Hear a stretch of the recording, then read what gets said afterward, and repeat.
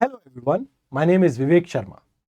आज के इस वीडियो में हम 4 आर्टिकल्स को डिस्कस करेंगे। पहले में इकोनॉमिक सर्वे के बारे में डिस्कस करेंगे, सेकंड में पर्सनालिटी राइट्स के बारे में डिस्कस करेंगे, एंड देन हम पब्लिक हेल्थ स्पेंडिंग के बारे में बात करेंगे, एंड लास्ट में मनरेगा के रीनेम की कंट्रोवर्सी के बारे में हम डिस्कस करेंगे।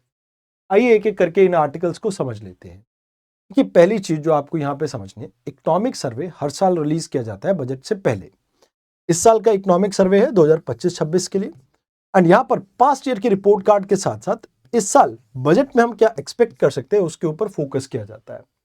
अब कहा यह जा रहा है कि भाई दुनिया भर में पोटेंशियली आपको 2008 से भी बुरे क्राइसिस देखने को मिल सकते हैं, बट इंडिया एक ब्राइट स्पॉट रहेगा क्योंकि इंडिया 7% से ग्रो कर रहा है, एंड इसमें production link incentive scheme and digital infrastructure का मेजर रोल है। अब कहा यह जा रहा है कि फिस्कल फ्लेक्सिबिलिटी की यहां पे जरूरत रहेगी, जहां पर बोरोइंग के ऊपर कुछ रिलैक्सेशन होनी चाहिए, क्योंकि सिचुएशन आगे कैसी आती है उसके अकॉर्डिंगली गवर्नमेंट के पास फिस्कल स्पेस होना चाहिए कि वो स्पेंडिंग अगर इंक्रीज करना चाहे तो वो कर सके। मोर ओवर जो स्टेट गवर्नमेंट है इनकी फाइनेंशियल हालत कुछ खराब चल रही है, एंड खासकर फ्रीबीज और कैश ट्रांसफर की वजह से। तो ये एक चीज यहाँ पे कही गई है। तो कहा जाता है कि भाई ग्लोबल इकोनॉमिक अगर हम बात करें फ्रजिलिटी की, तो यहाँ पे 10 to 20% प्रोबेबिलिटी है कि 2008 से भी बुरे फाइनेंशियल क्राइसिस आ सकते हैं इस साल। एंड अगर ये एआई का बबल बर्स्ट करता है, मतलब हमने बहुत ज्यादा इन्वेस्टमेंट इसमें लगा दी है, एंड अगर इसका कोई फ्रूटफुल रिजल्ट नहीं आता है और ये बेट फेल होती है, तो इससे फाइनेंशियल कोलैप्स होना आपका स्टार्ट हो जाएगा। तो कहते हैं 3 सिनेरियो है। एक तो अच्छा सिनेरियो 40 से 45% चांस है कि बिजनेस जो है वो ग्रो करते रहेंगे, हाँ थोड़ी वोलेटिलिटी रहेगी, एंड गवर्नमेंट की इंटरवेंशन टाइम एंड अगेन इसमें चाहिएगा। दूसरी चीज है मल्टीपोलर ब्रेकडाउन आपको देखने को मिल सकता है, जहां पे आप ये कह सकते हो कि रशिया यूक्रेन का कॉन्फ्लिक्ट है जो आपका रिजॉल्व रहा है। मोर ओवर आपको कुछ सैंक्शंस वगैरह देखने को मिलते हैं जो यूएस इंपोज करता है, एंड सप्लाई चेन में डिसरप्शन देखने को मिलते हैं, तो जिसमें फ्रेगमेंटेशन हो सकती है वर्ल्ड की। ये second scenario. And worst case scenario आपके कैपिटल फ्लो के ऊपर नेगेटिव असर पड़ेगा, जहां पर 2008 से भी बुरे असर आपको देखने को मिल सकते हैं। तो कहते हैं स्टेट के फाइनेंस की बात की जाए तो सेंटर तो अपने आप को कंसोलिडेट कर रहा है, बट स्टेट क्योंकि यहां पर आपके 2019 के बाद से ही अगर आप देखें तो पहले 19 स्टेट ऐसी हुआ करती थी जिनके पास सरप्लस था, बट आज की डेट में 11 स्टेट ही ऐसी बची है, बिकॉज ज्यादातर कैश ट्रांसफर की वजह से ये प्रॉब्लम आपको देखने को मिल रही है। अगर वर्नेबिलिटी की बात करें तो अगर कोई फाइनेंशियल क्राइसिस आते हैं तो इंडियन रुपी डिक्लाइन करेगा, इंपोर्ट अपना और ज्यादा एक्सपेंसिव हो जाएगा, कैपिटल जो फ्लो है वो रुक जाएगा। तो इसकी वजह से कहीं ना कहीं इंडिया की थोड़ी एक्सटर्नल वर्नेबिलिटी हमें देखने को मिलती है। अब कहा जाता है कि भाई ग्रोथ को अगर हम देखें तो इंडिया की मीडियम टर्म ग्रोथ आपकी 7% के आसपास रहेगी। बैंकिंग सेक्टर की हालत काफी अच्छी है। एनपीए जो है अपने दशकों के सबसे लोवेस्ट पार्ट पे पहुंच चुका है, यानी बिजनेस को एक्सपैंड करने के लिए अब बैंक्स के पास अच्छा खासा पैसा है। एंड अगर फाइनेंशियल मार्केट की बात की जाए तो 21 करोड़ लोगों ने डीमैट अकाउंट्स खोले हैं, एंड जिसकी वजह से टियर 2 और 3 सिटीज में भी अब आपको शेयर मार्केट के अंदर लोग इन्वेस्ट करते हुए दिखते हैं। तो कहते हैं कि हमने सप्लाई साइड में रिफॉर्म लाने के लिए production link incentive scheme start की, एफडीआई को लिबरलाइज किया, लॉजिस्टिक रिफॉर्म लेके आए, तो इससे काफी पॉजिटिव असर पड़ा।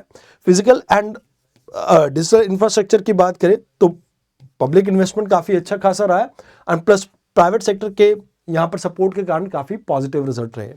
अब कहा जाता है कि भाई फिस्कल फ्लेक्सिबिलिटी यहां पे चाहिए, वो 3% वाला जो आपका fiscal responsibility budget management act है, इससे काम नहीं चलेगा, क्योंकि कई बार कुछ चीजों के लिए वॉलेटाइल वर्ल्ड के अंदर रिस्पॉन्ड करने के लिए आपको इमीडिएट कुछ एक्शन लेने होते हैं, तो वो आपको यहां पर देखना होगा। अब डिफरेंट सुपरविजन के बारे में बात करते हैं कि भाई देखो जो फ्रजाइल सेक्टर्स हैं, न्यू सेक्टर्स हैं, उसमें तो आप टाइट रेगुलेशन रखो, बट जो ऑलरेडी आपको पता है कि भैया ये सेक्टर्स अब वेल डिफाइन हो चुके हैं, तो उसमें अब आप थोड़ी फ्रीडम देनी स्टार्ट करो। बाकी इंडिया से आप एक्सपोर्ट को पुश करना स्टार्ट करो, जिससे आपके इंपोर्ट बिल्स में भी आपको काफी हेल्प मिलेगी। तो याद रखना कि ये आपके कुछ पीवाईक्यूज हैं प्रीलिम्स और मेंस के, एंड उसके अलावा ये आपकी एक्सरसाइज और मेंस का प्रैक्टिस क्वेश्चन। अब बात करते हैं सलमान खान की। सलमान खान की आवाज आपको पता है अक्सर इनका एक बहुत बड़ा एक फैन बेस है। तो हुआ ये कि दिल्ली हाई कोर्ट में एक नोटिस इशू किया गया, किसके खिलाफ? सलमान खान के खिलाफ, और चैलेंज किया गया चाइना के एक एआई प्लेटफॉर्म के द्वारा। अब यहां पे क्या हुआ था कि सलमान खान ने किसी भी प्लेटफॉर्म यानी एआई बेस्ड टेक्नोलॉजी या किसी भी टेक्नोलॉजी के द्वारा उनकी जो अनऑथराइज्ड वॉइस या एक्सप्रेशन या पर्सोना का यूज है उसको रोकने के लिए एक, आप ये कह सकते हो कि पर्सनालिटी राइट को यहां पर इंश्योर किया था। तो वह ये था कि देखो, अगर हम बात करें तो अपनी ब्रांड वैल्यू को प्रोटेक्ट करने के लिए दिसंबर 2025 में सलमान खान ने डॉन जॉय ऑर्डर को सिक्योर किया था, जिसके बाद से कोई भी बिना इनकी परमिशन के इनकी आवाज और पर्सोना को यूज नहीं कर सकता है। तो right to dignity and privacy यहां से इंश्योर हुई।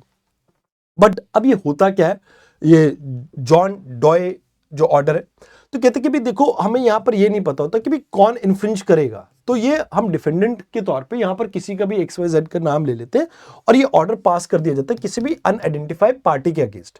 अब क्योंकि डीप फेक टेक्नोलॉजी आपकी बहुत ज्यादा डेवलप कर चुकी है, तो वॉइस क्लोनिंग इसके लिए बहुत बड़ी बात है नहीं।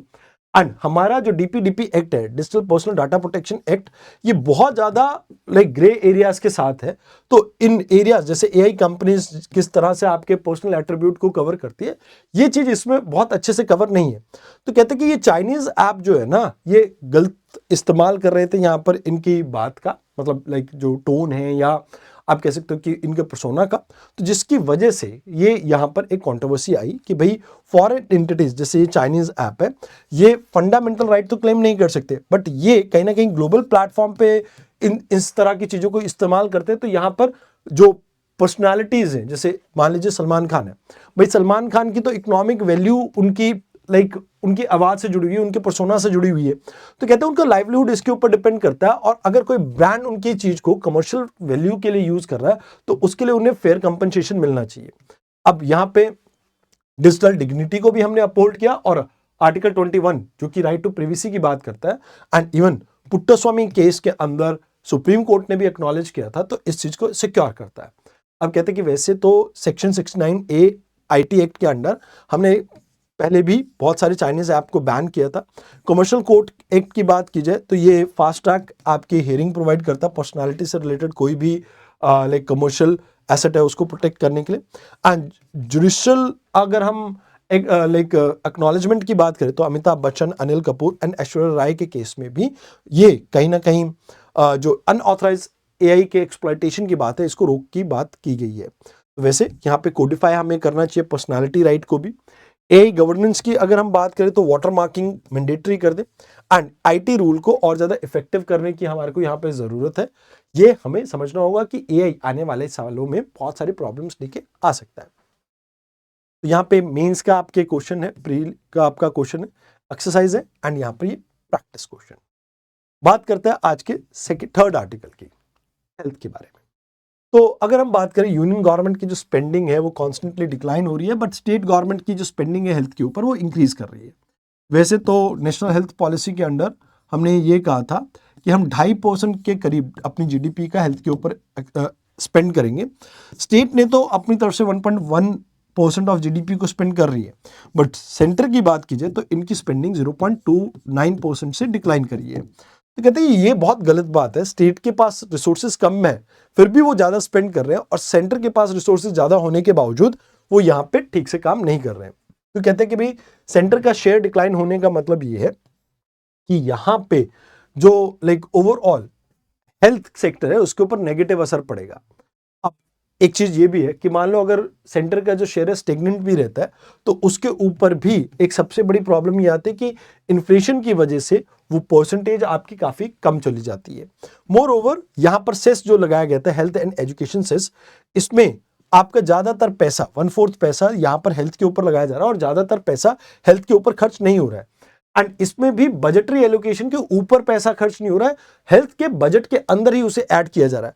तो यहां पर यह कहा जा रहा है कि भी इसके ऊपर हमें फोकस करना चाहिए, क्योंकि अगर हम देखें Bhutan, Sri Lanka, BRICS nation, Thailand, Malaysia, इन सब के मुकाबले में हमारा कैपिटल एक्सपेंडिचर जो है बहुत कम है। And more over post Covid states ने तो अपनी जिम्मेवारी पूरी तरह से उठाई है, जहां पर 0.67% उनका पहले एलोकेशन हुआ करता था हेल्थ को और उसको इन्होंने इंक्रीज किया, बट सेंटर अपनी जिम्मेवारी उठाने में काफी पीछे। तो कहते हैं यहां पर हाइपर सेंट्रलाइजेशन आपको देखने को मिलती है, जहां पे आपको लाइक फाइनेंशियल रिसोर्सेज ज्यादातर सेंटर के पास है, बट स्टेट को वो पैसा उतना नहीं दे पा रहे, रिस्पॉन्सिबिलिटी स्टेट के ऊपर ज्यादा है। तो कहते हैं कि भाई यहाँ पे सेंट्रल स्पॉन्सर स्कीम के अंदर भी आपको डिक्लाइन देखने को मिल रहा है ट्रांसफर्स के अंदर, एंड मोर ओवर प्रायोरिटी भी शिफ्ट होती जा रही है। पहले लाइक आप कह सकते हो कि न्यूट्रिशन के ऊपर ज़्यादा फोकस है, और यहाँ पे आप कह सकते हो कि पब्लिक हेल्थ सिस्टम के ऊपर खर्चा और कम होता जा रहा है। तो ये आपका मेंस का और प्रीलिम्स का PYQ है, एंड इसके ऊपर बेस्ड ये एक्सरसाइज क्वेश्चन है। अब बात करते हैं ग्राम स्वराज की। देखिए, गांधी जी हमेशा ये कहते थे कि हमारे को रूरल एरिया को सेल्फ सफिशिएंट बनाने की जरूरत है, एंड इसी प्रिंसिपल को आगे लेके गया आपका Mahatma Gandhi national rural employment guarantee scheme, MG NREGA. So अगर हम बात करें ग्राम स्वराज मतलब self rule in the villages, कि सेल्फ सफिशिएंट हो सके विलेजेस। अब एक्चुअल में जब MG नरेगा यानी नेशनल रूरल गारंटी स्कीम जब ये आई थी, एम्प्लॉयमेंट गारंटी स्कीम जब आई थी 2005 में, तो उस समय 100 दिन के एम्प्लॉयमेंट की गारंटी दी गई थी एक अडल्ट मेंबर को हर एक रूरल हाउस होल्ड से, खासकर अनस्किल्ड मैनुअल वर्क के अंदर।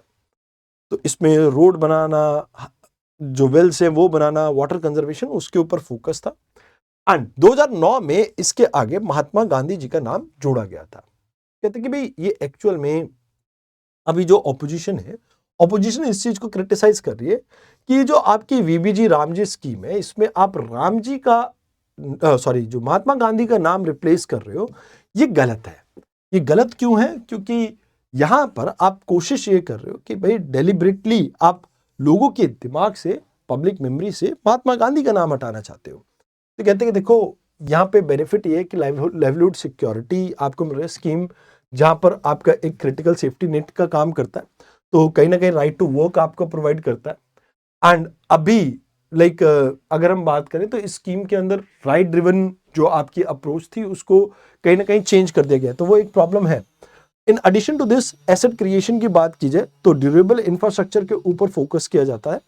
एंड मोर ओवर यहां पर अगर हम बात करें सब्सटेंस ओवर सिंबोलिज्म, तो फोकस शिफ्ट हो चुका है, मतलब from political rebranding to substantive strengthening, जहां पे आप ये इंश्योर करें टाइमली वेज की पेमेंट मिले। मतलब कहने का मतलब ये है कि भाई देखो, नाम बदल के कोई बहुत बड़ा फायदा नहीं है। वेजेस कम थी, वेजेस को ठीक किया जाना चाहिए था। एंड इवन अगर जैसे हम बात करें वेजेस टाइमली नहीं मिल रही थी, तो उसको आपको ठीक करना चाहिए था। एक्चुअल में हमें ट्रू डिसेंट्रलाइजेशन के ऊपर फोकस करना चाहिए था, जहां पर हम ग्राम सभा को और इंपावर करते, वो चीज यहां पर कहीं ना कहीं मिसिंग रही। And in addition to this, asset quality के ऊपर ठीक ठाक आपने फोकस किया, बट देखना होगा कि ड्यूरेबल क्लाइमेट रेजिलेंट एसेट को आप क्रिएट कर पाते हो कि नहीं। इसमें जैसे पोस्ट हार्वेस्ट लॉसेस को कम करने के लिए आप फोकस कर सकते थे, क्लाइमेट रेजिलेंट एग्रीकल्चर को प्रमोट करने के लिए इरिगेशन, जैसे माइक्रो इरिगेशन प्रोजेक्ट्स के ऊपर आप फोकस कर सकते हो। बट द थिंग इज, वो डिपेंड करेगा कि आपकी इंप्लीमेंटेशन कैसी रहती है इस पूरे एक्ट की। तो ये इसके रिगार्डिंग आपका PYQ एंड एक्सरसाइज सिनेरियो है। तो प्लीज आज के डिस्कशन में इतना ही था। आई होप आपको डिस्कशन अच्छी लगी हो। मंडे मिलते हैं एक नई डिस्कशन के साथ। धन्यवाद।